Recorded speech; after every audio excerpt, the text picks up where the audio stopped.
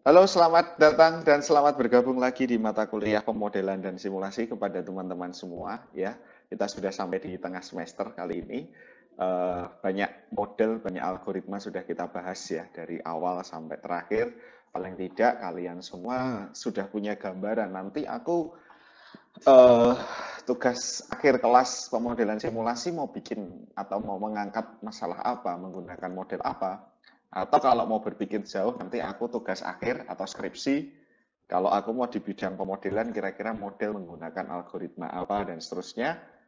Setidaknya kalian sudah punya gambaran itu, sudah punya, apa namanya, sudah punya eh, judul atau topik yang bisa diangkat gitu ya. Jadi tolong kita sudah sampai di tengah semester ini, beberapa algoritma, beberapa metode, termasuk mungkin di mata kuliah lain ya, di mata kuliah kecerdasan buatan, di mata kuliah bisnis intelligence, kalian sudah banyak menerima berbagai jenis algoritma. Nah, kira-kira yang cocok dibuat untuk menyelesaikan satu masalah yang outputnya adalah model dan menghasilkan simulasi itu apa saja, gitu ya. Nah, semakin ke sini model yang akan kita bahas semakin sedikit karena kita ini sudah mau mendekati akhir semester. Kurang lebih, kalau nggak salah saya masih tinggal tiga algoritma lagi. Nah, ini algoritma yang berikutnya, kemudian nanti ada berikutnya dan berikutnya lagi. Ya, setelah itu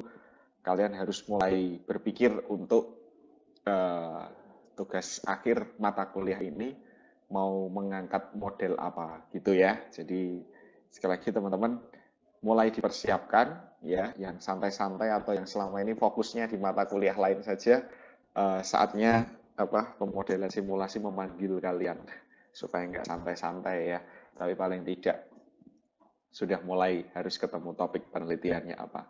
Nah, pertemuan kali ini saya akan membahas terakhir tentang decision support model. Kita kan sudah 4 ya nanti. Ini sama ini 4 ya.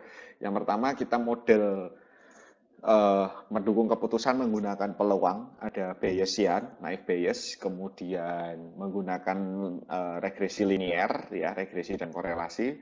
Kemudian minggu lalu kita membahas mengenai apa fasi ya, fasi decision making ya, multi kriteria decision making. Kita pakai AHP.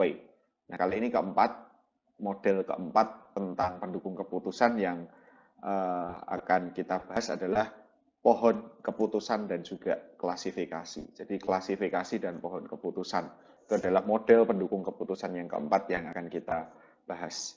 Baik teman-teman, kita akan mulai pembahasan kita, tapi jangan lupa subscribe dulu YouTube channel saya. Oke, baik. Pengantarnya adalah seperti ini. Klasifikasi, prediksi. Ya, dua hal yang saya cetak warna ini, warna biru. Klasifikasi dan prediksi. Jadi selama ini prediksi itu kita menggunakan hubungan sebab akibat seperti regresi, kemudian kita juga menggunakan apa yang minggu lalu menggunakan multi kriteria, jadi banyak variabel tujuannya untuk menentukan keputusan. Nah, kali ini ada klasifikasi dan juga ada prediksi. Jadi prediksinya itu based on classification. Kemarin prediksinya berdasarkan variabel-variabel atau kriteria-kriteria. Misalnya kemarin mau membangun jalan ya, mau membangun jalan. Ini layak nggak dibangun jalan di sini? Kita pakai variabel kepadatan penduduk, ada nggak UMKM di situ, ada nggak potensi investasi di situ, dan seterusnya. Nah, kalau sekarang kita mau menentukan keputusan itu berdasarkan kelas. Ini termasuk kelas apa, ini termasuk kelas apa. Jadi klasifikasi itu memprediksi kelas dari suatu item. Contoh, saya mau memberikan bantuan sosial.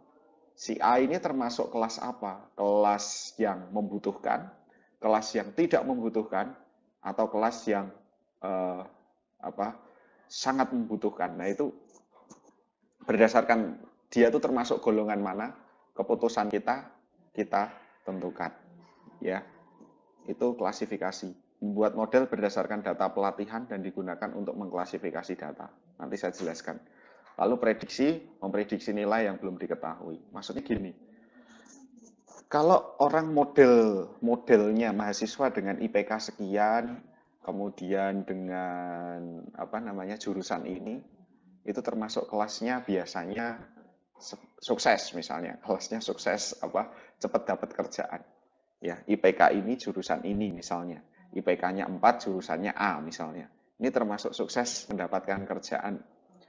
Datanglah mahasiswa B dengan IPK sekian dengan jurusan ini. Berdasarkan pengalaman, berdasarkan klasifikasi orang sukses ini termasuk kehitung yang sukses atau tidak. Nah, itu namanya prediksi. Jadi diprediksi berdasarkan kebiasaannya itu orang-orang seperti ini atau kasus-kasus seperti ini itu termasuk kelas apa gitu. Contoh-contoh aplikasinya nih teman-teman, ada persetujuan kredit, ada diagnosis penyakit, ada target marketing, ada fraud detection. Persetujuan kredit ya. Klasifikasi kredit macet itu ciri-cirinya orangnya biasanya gimana? Oh, misalnya ini ya, misalnya orang yang kerjanya apa? 2, misalnya orang yang pendapatannya sekian. Orang yang misalnya apalagi punya tanggungan ini, atau orang yang pernah nunggak rekening listrik misalnya. Nah, ini termasuk klasifikasi. Klaster 1, kelas 1 adalah orang yang berpotensi kredit macet. Kelas 2 adalah orang yang tidak berpotensi kredit macet. Misalnya gitu, ada 2 kelas. Tiba-tiba muncul 1 orang. Nah, orang ini dilihat ciri-cirinya masuk kelas yang satunya atau kelas satunya. Nah, nanti kalau masuk kelas yang berpotensi kredit macet, nah dia bisa dijadikan decision atau pendukung keputusan ini nggak layak untuk kita beri kredit, misalnya seperti itu. Diagnosis penyakit juga sama, misalnya ciri-ciri orang COVID dan orang tidak COVID itu seperti apa. Kalau COVID-19 ciri-cirinya ini, kalau tidak seperti ini. Datanglah 1 orang, dilihat dia masuk kelas yang ciri-ciri COVID atau non-COVID. Nah, sehingga dia bisa diprediksi tanpa harus di rapid test atau tanpa harus di swab, dia bisa ketahuan, oh si X ini termasuk kelas non-COVID, berarti sudah nggak perlu di rapid test, langsung diberikan tindakan medis, selesai pulang, misalnya gitu. Kadang kan masuk rumah sakit nggak sakit COVID aja harus dirapid ya kan. Nah, ini dengan model klasifikasi dan prediksi ini, diagnosis penyakit itu jauh lebih membantu gitu ya. Lalu target marketing misalnya kemarin yang jualan parfum itu ya, atau jualan alat-alat kosmetik di pertemuan yang program dinamik, dia akan klasifikasikan yang tukang beli make up, tukang beli skincare, tukang beli alat-alat kosmetik tuh wanita model seperti apa, segmentasikan gitu dan seterusnya. Itu pengantar dari saya tentang klasifikasi dan prediksi. Berikutnya contoh kasus nih teman-teman. Ada input data mahasiswa, lalu ada outputnya nanti 2 kelas, lulus tepat waktu atau lulus terlambat. Datanglah Sastro ya sebagai seorang mahasiswa. Nah, Sastro ini mau diprediksi dia nanti lulus tepat waktu atau lulus terlambat.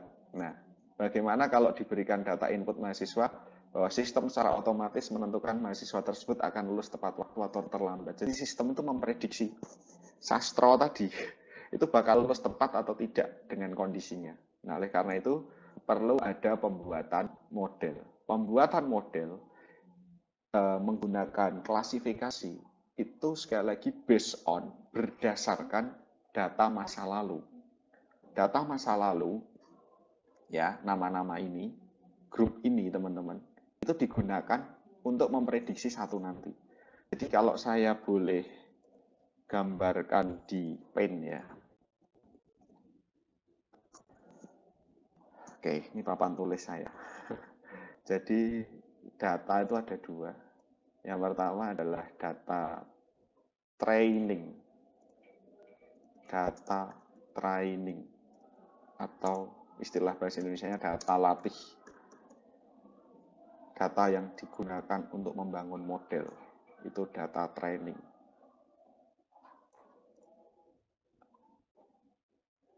Ya, data training adalah data yang digunakan untuk membangun model. Itu disebut data training. Nah, anggaplah persegi ini adalah sebuah kumpulan data yang digunakan untuk membangun model. Ini terdiri dari atribut dan label. Label itu keputusan. Ya, semua ini adalah data history. Jadi si A dengan atribut ini dulu itu keputusannya apa? Itu namanya data training. Nah, data training itu adalah data untuk membangun model ya. Jadi keywordnya yang saya garis bawah warna merah ini. Untuk membangun model. Itu namanya data training atau data latih. Oke. Back on the case. Data pelatihan atau data trainingnya adalah seperti ini. Tadi saya katakan data training terdiri dari atribut dan label keputusan yang merupakan data history.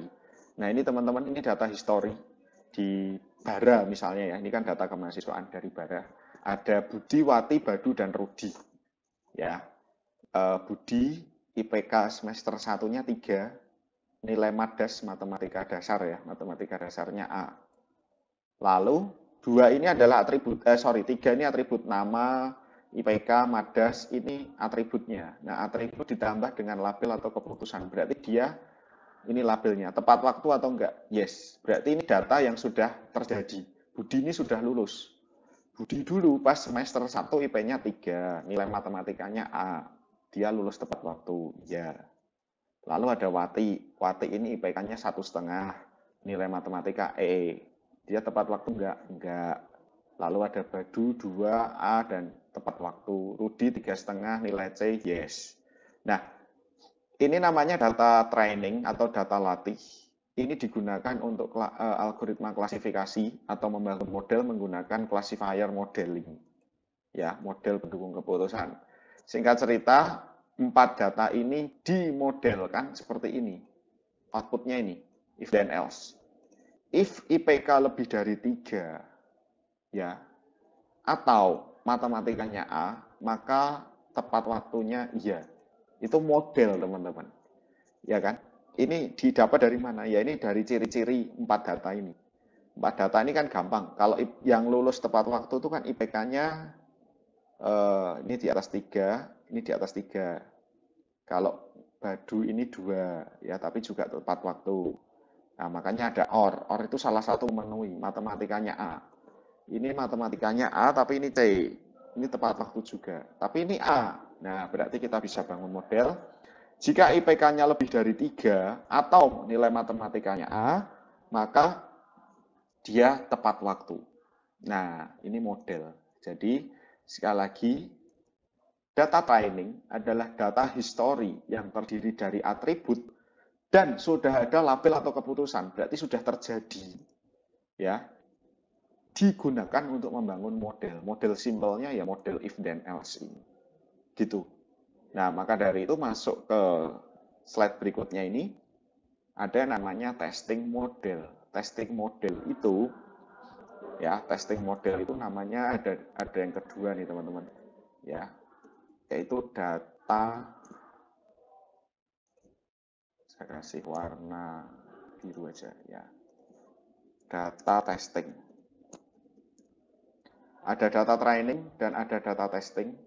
Data testing itu data yang digunakan untuk mengetes.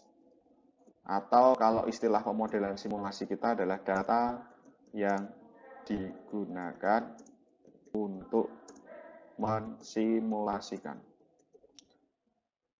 Kalau data training untuk membangun model, data testing digunakan untuk mensimulasi. Jadi model, pemodelan, dan simulasi. Pemodelan didapat dari data training, simulasi didapat dari data testing. Ya. Nah, kita lihat ke kasus yang tadi. Ini tadi modelnya adalah Budiwati, Badu, dan Rudi. Modelnya ini hasilnya. Sekarang ada testing. Testing itu ini teman-teman. Saya punya 4 mahasiswa, Ahmad, Intan, Indah, dan Ujang. IPK 3,22, 33, 23, 17. Nilai matematika A, B, C, dan E. Nah, maksudnya yang terakhir ini belum diketahui. Ini untuk memprediksi. Si Ahmad itu nanti lulus tepat waktu enggak? Intan ya enggak? Indah ya enggak? Ujang ya enggak? Diketahui IPK-nya dan matematikanya. Nah, ini prediksi. Ya, kolom tepat waktu ini yang akan kita prediksi. Jadi anggaplah kolom ini belum ada ya teman-teman ya. Kolom ini belum ada. Jadi kita masih ditanya, Ahmad itu kira-kira nanti tepat waktu enggak?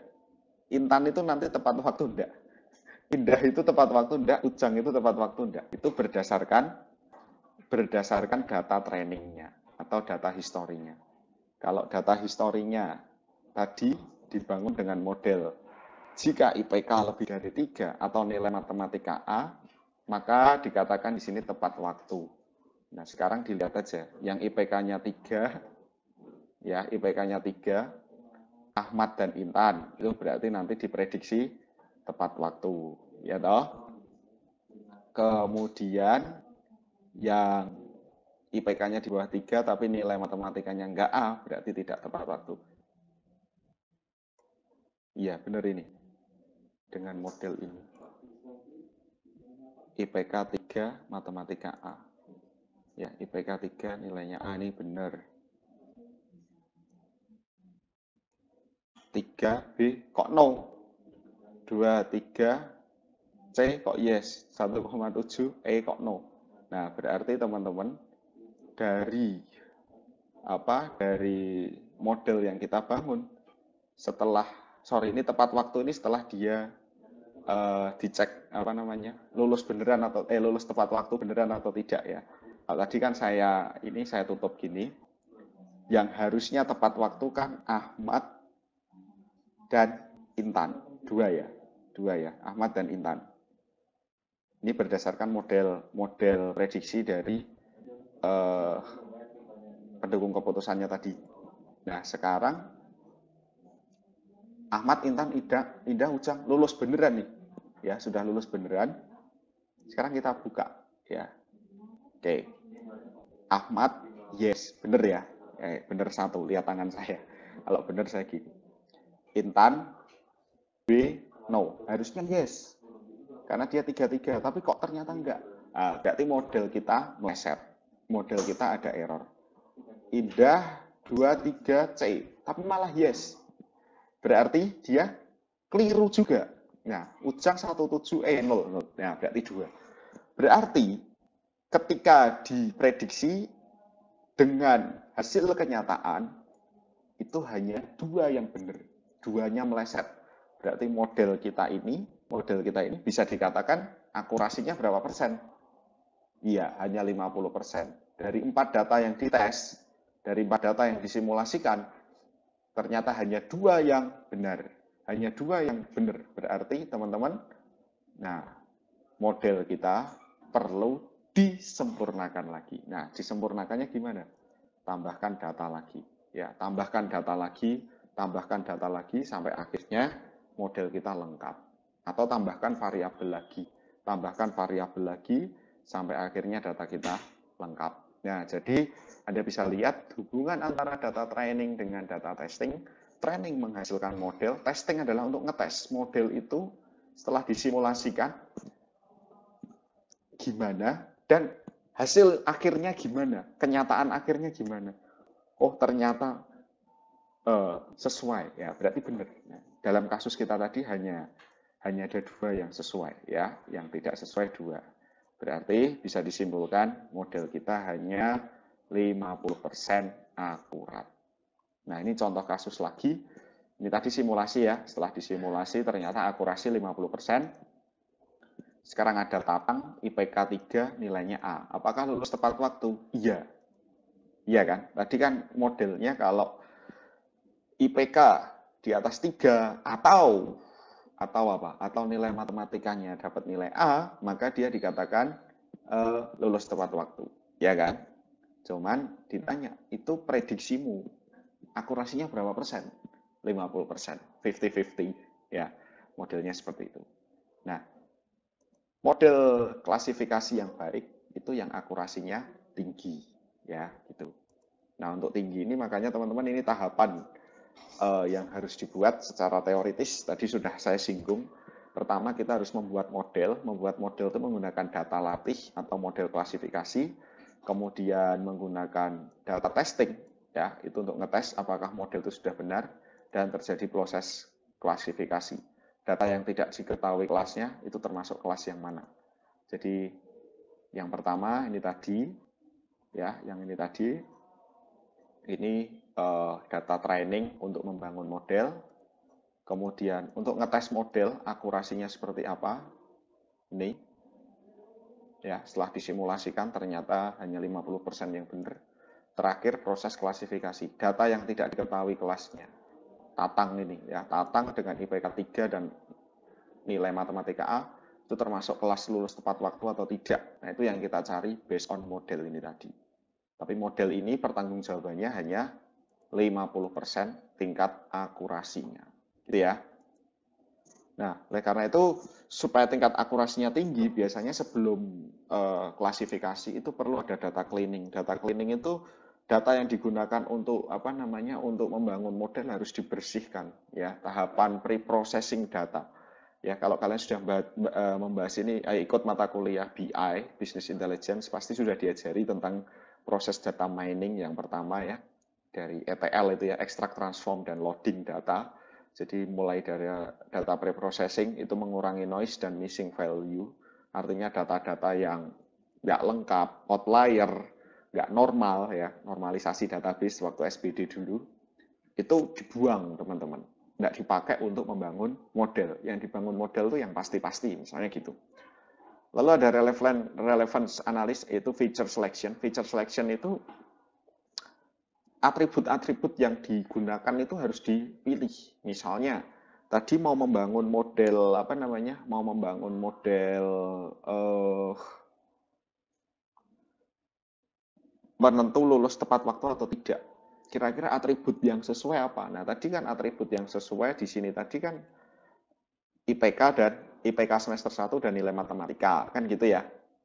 Nah, kira-kira nanti ada jenis kelamin kan, variabel lain. Jenis kelamin, alamat, nama orang tua, misalnya nomor telepon. Kira-kira jenis kelamin, nama orang tua, alamat, nomor telepon itu variabel-variabel yang mempengaruhi nilai, mempengaruhi lulus tepat waktu atau enggak? Nah, kalau enggak, itu harus masuk di tahap feature selection. Atribut yang penting dan membuang atribut yang tidak terkait. Kalau nama orang tuanya ini dia akan lulus tepat waktu, kan nggak pengaruh ya nggak. Nah itu dibuang itu. Nah caranya gimana feature selection? Ingat kita punya jurus yang namanya regresi dan korelasi yang sudah kita bahas beberapa pertemuan lalu. Ya Anda bisa uji satu-satu variabel A terhadap lulus tepat waktu, variabel B terhadap lulus tepat waktu. Kalau regresi dan korelasinya rendah ya berarti dia tidak ada hubungan ya, atau relasinya negatif ya, nggak ada hubungan ya sudah, berarti apa? Berarti ya variabel itu layak untuk dibuang seperti itu ya. Jadi asal buangnya nggak asal kira-kira. Oh jenis kelamin itu nggak pengaruh lulus tepat waktu atau tidak. Loh siapa bilang? Bisa jadi kalau di teknik misalnya ya, yang cewek jauh lebih cepat lulusnya. Nah itu kan perlu diuji menggunakan regresi dan korelasi. Terus sebelum klasifikasi kita juga perlu ada data transformasi, yaitu generalized atau normalized data. Ya, data-data yang nggak benar dinormalisasikan. Seperti waktu di SBD itu juga pernah dibahas. Nah, setelah model terjadi, maka kita perlu ada yang namanya evaluasi. Evaluasi itu tadi menggunakan data testing. Akurasinya berapa? Nah, ini classifier akurasi dan predictor akurasi.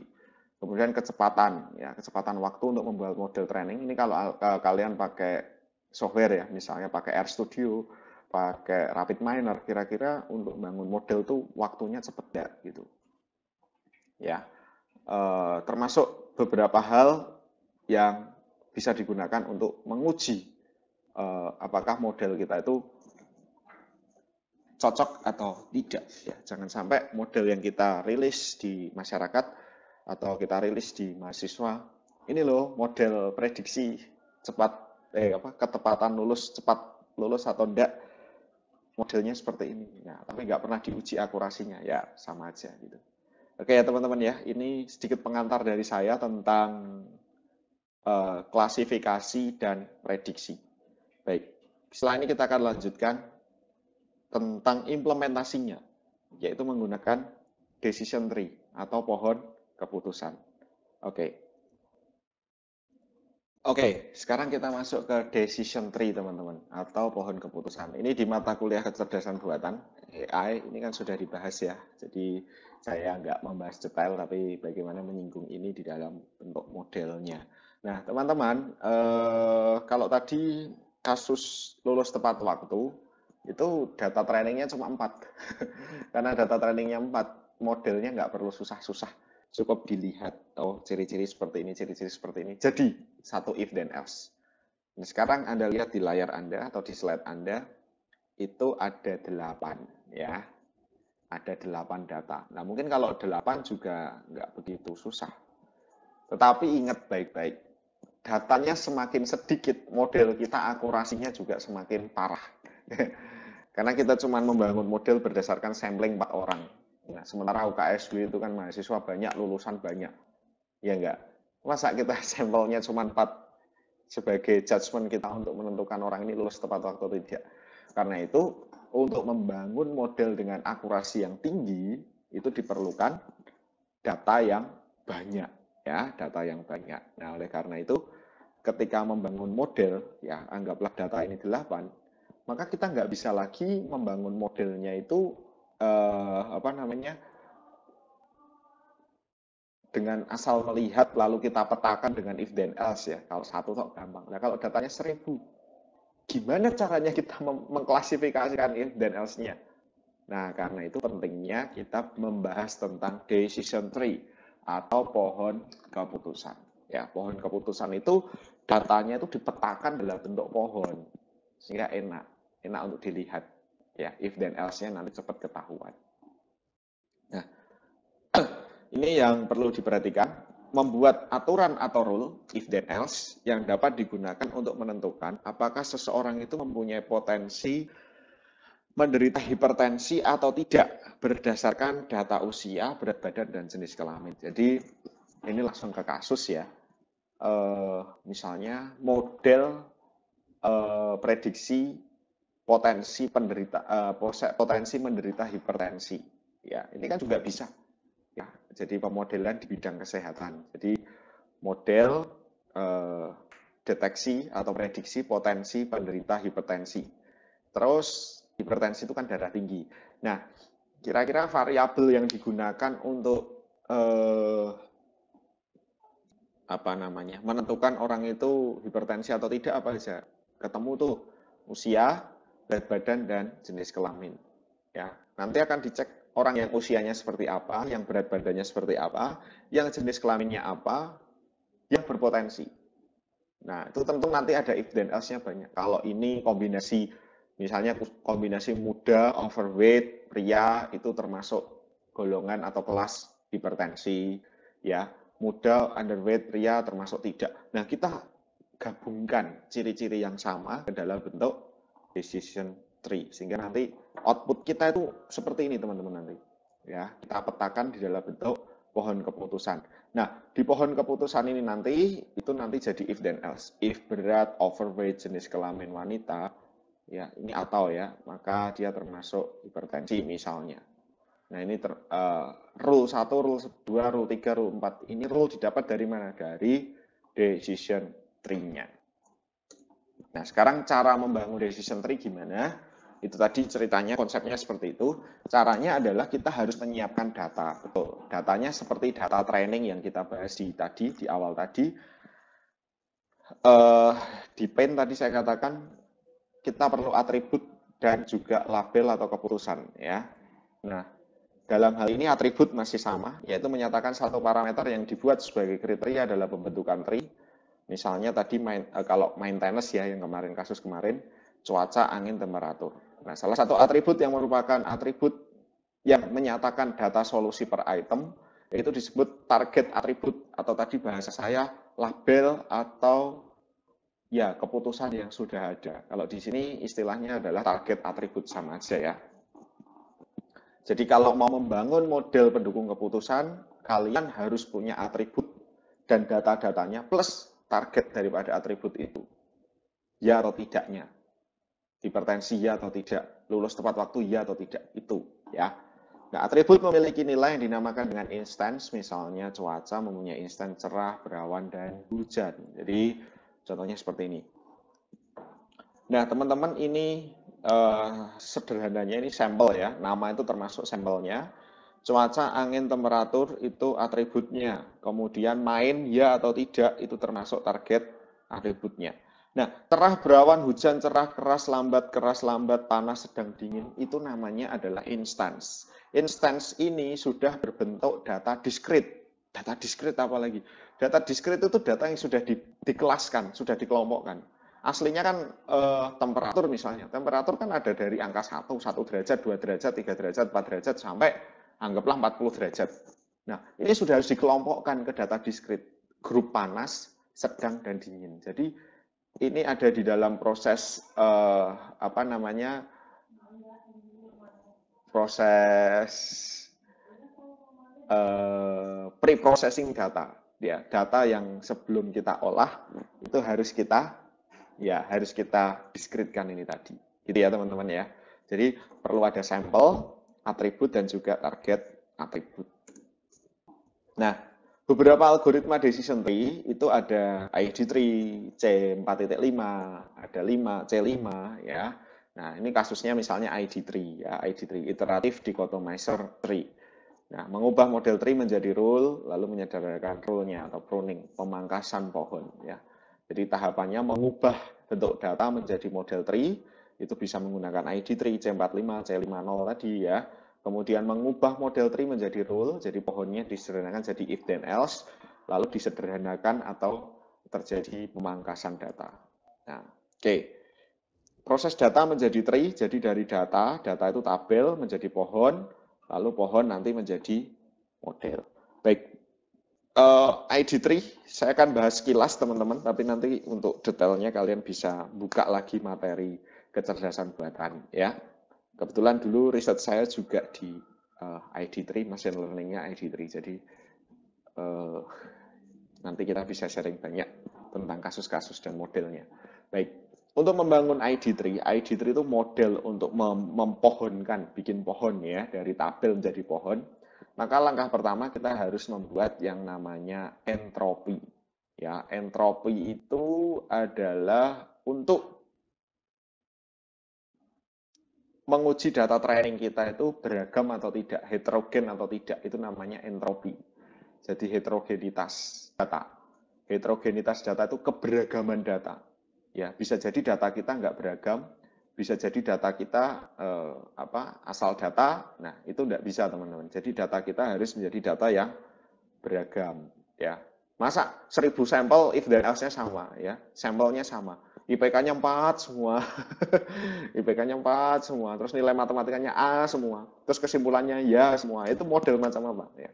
Data kita harus beragam ya. Semakin beragam data, semakin baik model kita. Nah, untuk menguji model menguji keberagaman data, kita bisa menghitung menggunakan entropi ya. Entropi itu nanti ada P plus dan juga P min ya. Jumlah solusi yang bersifat positif atau mendukung ya, grupnya ya itu kita jadikan 1, grupnya tidak kita jadikan 1. Setelah itu kita hitung entropinya minus P yang positif, logaritma berbasis 2 dari P yang positif ya, dikurangi P yang negatif, berarti jumlah yang negatif yang tidak, logaritma 2 dari P negatif. Nah, kemudian nanti kita bangun entropinya gitu ya.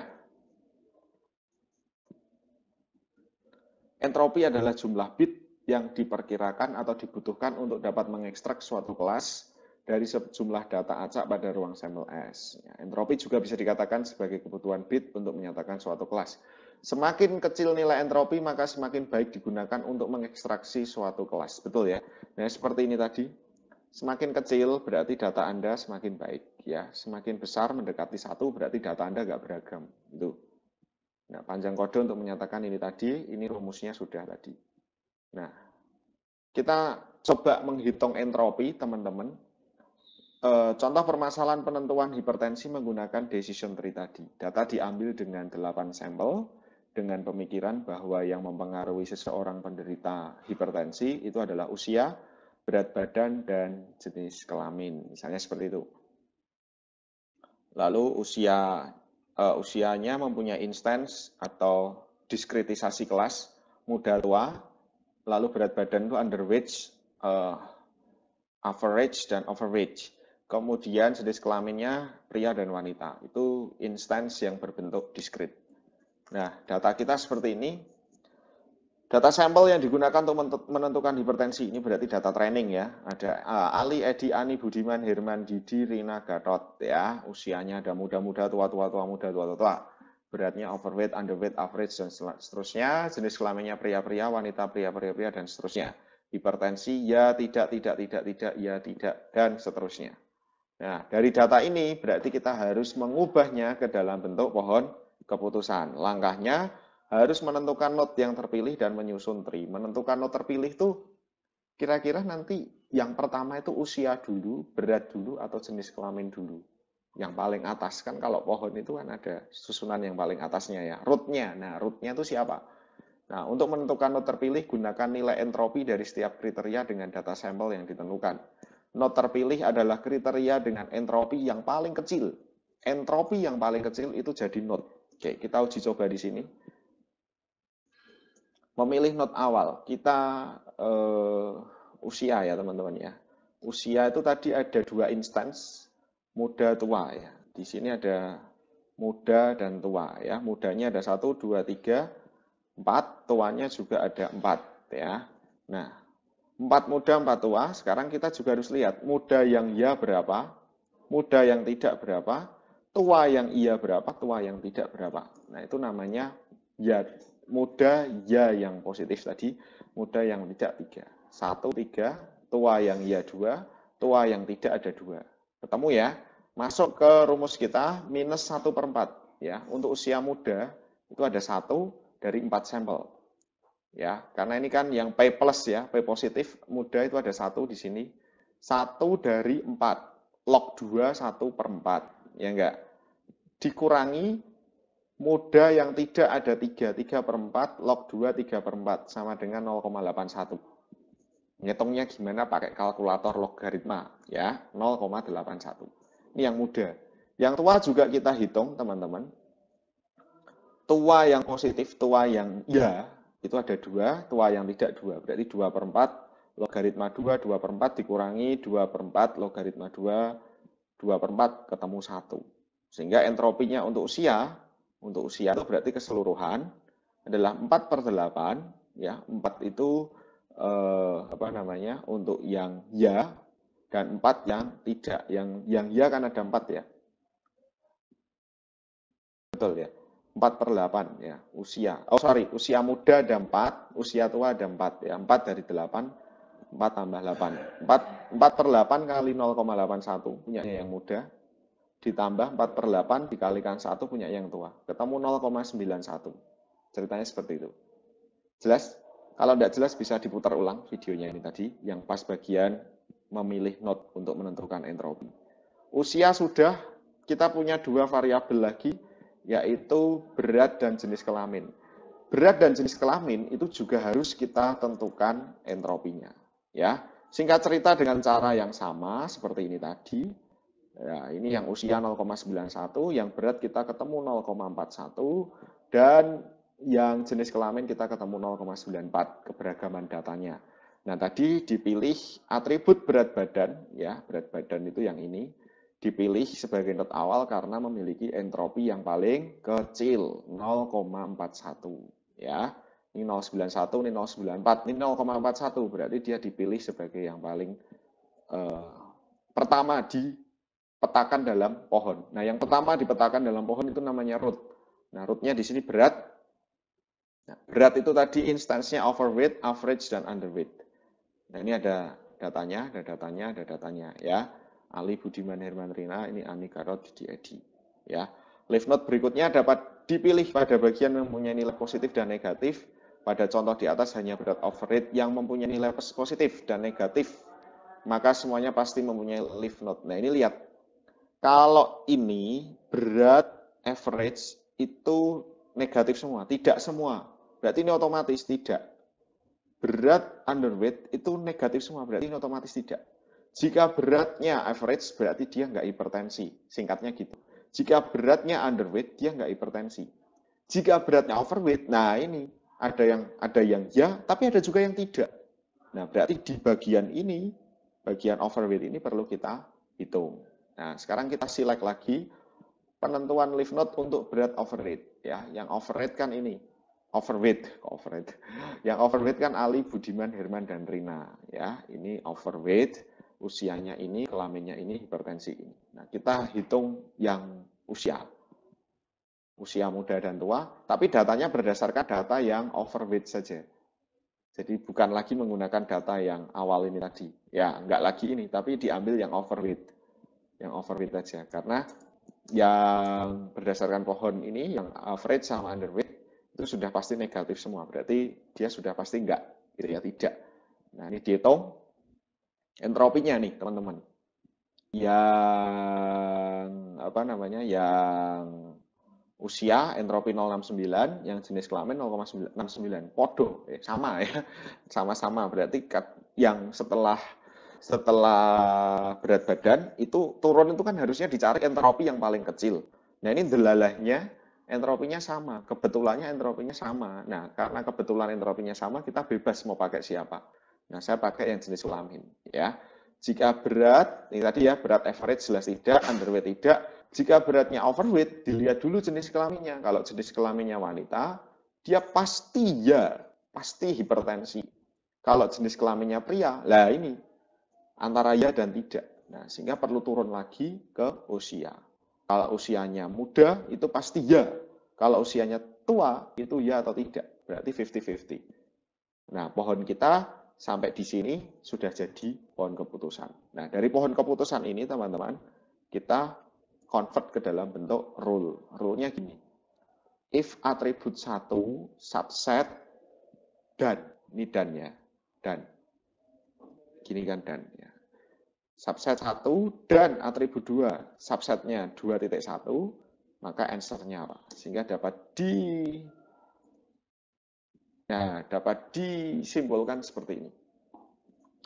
Ya, ini tadi pohonnya, berarti bacanya adalah jika beratnya average atau beratnya underweight, ini atau ya, average atau underweight, dan hipertensi berpotensinya tidak dan tidak. Nah, kalau overweight, maka perlu dicek dan kelaminnya wanita, maka ya. Tapi jika average, jenis kelaminnya pria, dan usianya muda, itu ya. Nah, kalau ini usianya tua, itu hipertensinya tidak. Seperti itu ceritanya. Ini rule-nya. Nah, rule inilah yang nanti akan digunakan untuk memprediksi. Nah, sebelum memprediksi nanti perlu di plotting dengan data testing. Nah, anggaplah ini data testing. Ternyata ada satu data yang tidak match dengan rule ini, ya. Tua, overweight pria ya, tidak, tapi seharusnya ya kan? Maka dari itu kesalahan atau errornya 12,5%. 1 dari 8 data. Nah, ini akurasinya atau tingkat errornya 12,5%. Oke. Nah, ini nanti beragam model-modelnya. Gitu ya teman-teman ya. Ini model yang paling sederhana. Nah, nanti saya tunjukkan ke Anda atau saya upload juga. Ini penelitian saya waktu saya S2 adalah detection model of landslide potential area. Jadi model untuk deteksi daerah potensi longsor menggunakan local learning ya. Iteratif dikotomizer tree, ID3. Jadi singkat cerita, saya akan menentukan daerah ini tuh longsor atau tidak berdasarkan sampel data. Sampel data Nanti Anda bisa baca. Nah, seperti ini. Data saya atributnya nanti adalah data sampelnya adalah lokasi longsor, ya. Lokasi longsor, kemudian atributnya adalah kelereng, curah hujan, vegetasi, dan jenis tanahnya. Nah, dari 1, 2, 3, 4, itu saya juga sudah punya target, atribut target. Lokasi 1, lereng sekian, curah hujan sekian, vegetasi apa, jenis tanahnya apa, dia termasuk daerah pernah longsor. Nah, itu waktu itu saya kumpulkan kurang lebih saya sampai ada hampir 1000 data training untuk ngecek ya, untuk membangun model itu. Nah, kemudian modelnya nanti di pre-processing, ID3, diakurasi, lalu model ya. Singkat cerita seperti ini waktu itu pengambilan data, saya ngambil datanya nggak terjun lapangan teman-teman ya, terjun lapangan karena waktu itu studi kasusnya Pulau Jawa. Kalau saya harus studi lapangan ke seluruh Pulau Jawa, waktu saya habis. Saya cari di internet, pakai peta waktu itu. Ya, pemetaan, ada data curah hujan itu dari peta ISOYET hujan tahunan Pulau Jawa, data kemiringan tanah itu dari peta sumber daya tanah eksplorasi, data jenis tanah juga peta sumber daya tanah eksplorasi, lalu ada data penggunaan lahan itu dari planologi kehutanan, kemudian data kejadian longsor dari 2011 sampai 2015 itu di BNPB waktu itu seperti itu. Nah ini instansi yang saya bangun yaitu nilai diskritnya, curah hujan kalau kurang dari 2000 itu satu masuk rendah, ini sedang tinggi. Nah ini dari sumber ya, nggak boleh klasifikasikan sendiri. Nah, data pre-processing-nya saya kelompokkan waktu itu data training dan data testing 471 dan 118. Nah, ini algoritmanya. Nah, tadi kita hanya menggunakan entropi saja, entropi saja. Tapi di sini ada yang namanya, kalau Anda baca nanti ada gain atau information gain. Kalau entropi tadi saya singgung adalah untuk menentukan heterogenitas atau keberagaman data kita. Entropi paling kecil itu jadi root-nya. Nah, sementara itu nanti kalau kita menggunakan gain, tingkat pengaruh atribut, maka gain yang paling tinggi itu yang kita gunakan sebagai root. Nah, nanti Anda juga bisa pelajari gain ya. Nah, ini ketemu nilai heterogenitas data training keseluruhan adalah 0,808, berarti ya lumayan lah ya. Lumayan tidak beragam. Oke, ini semua sudah dicek kayak tadi ya, curah hujan, nilai entropinya berapa, terus ketemu gainnya berapa. Nah, ini gain yang paling tinggi yang dipakai. Yang dipakai adalah tutupan lahan ya. Nah, tutupan lahan 2,8. Ini kan 15, 0,09, 0,25, 0,28. Kalau kasus kita tadi pakai entropi yang paling kecil. Kalau pakai gain itu yang paling tinggi ya. Nah, ini gain yang paling tinggi, nah, terus dibuat peta. Ya kayak tadi pemetaan ke pohon keputusan. Kalau tutupannya hutan, maka ketemu curah hujan. Kalau kebun lereng, kalau kemungkinan curah hujan. Kalau pertanian kering ketemunya curah hujan. Kalau sawah ketemunya lereng, ya. Nah, nanti akhirnya ketemu ini teman-teman, apa? Rule-nya ya, saya ada kurang lebih ada 19 rule untuk yang terjadi longsor atau berpotensi longsor. Kalau lahannya hutan, curah hujan tinggi, lerengnya berombak, jenis tanahnya juga memiliki resiko tinggi, dia termasuk daerah berpotensi longsor, ya, dan seterusnya. Nah, nanti ketemu daerah mana yang berpotensi. Nah, ini akurasinya juga ketemu, ya, menggunakan confusion matrix, ya, 9,237 akurasinya, 92%. Nah, itu nanti bisa Anda lihat kalau Anda mau membangun model menggunakan pohon keputusan. Ya, oke, itu aja yang dapat saya sampaikan, teman-teman. Semoga ini juga bisa merangsang otak Anda untuk mencari ide tugas akhir mata kuliah ini atau tugas akhir skripsi kita di teknik informatika di tahun depan. Ya, jadi kalian dengan pemodelan dan simulasi ini harus kritis, kira-kira bisa nggak jadi topik skripsi, jadi nggak. Banyak fenomena di luar sana, contohnya saya, longsor tuh gara-gara nonton TV waktu itu, ada longsor di Banjarnegara ya waktu itu, terus saya berpikir, wah ini cocok untuk penelitian ya, untuk skripsi, akhirnya ya sudah, saya modelkan itu jadi skripsi. Ya, banyak sekali yang bisa Anda kerjakan, ide, kreativitas itu sangat dituntut sekali di sini. Jadi kita tidak hanya sekedar mengerjakan dan menyelesaikan soal itu dulu di mata kuliah kecerdasan buatan. Tapi di mata kuliah ini kemarin saya tuntut kalian di AHP harus cari kasus sendiri, selesaikan, kan gitu toh. Nah itu apa? Artinya kita tuh mikir dua, mikir cara menyelesaikan, dan yang utama mikir ide atau kreativitas. Nah ID3 pun juga kalian bisa explore dan bisa berpikir lebih detail lagi. Gitu ya teman-teman ya. Oke, saya rasa itu aja yang dapat saya sampaikan di pertemuan pada hari ini. Uh, kita ketemu lagi di pembahasan yang selanjutnya. Semoga Anda tetap semangat ya, pejuang akhir semester. Ya, ini menjelang akhir semester harus semangat lagi. Ikat pinggangnya dikencangkan ya, jangan mudah menyerah dengan keadaan dan tetap jaga kesehatan. Oke, see you another chance. Selamat beraktivitas.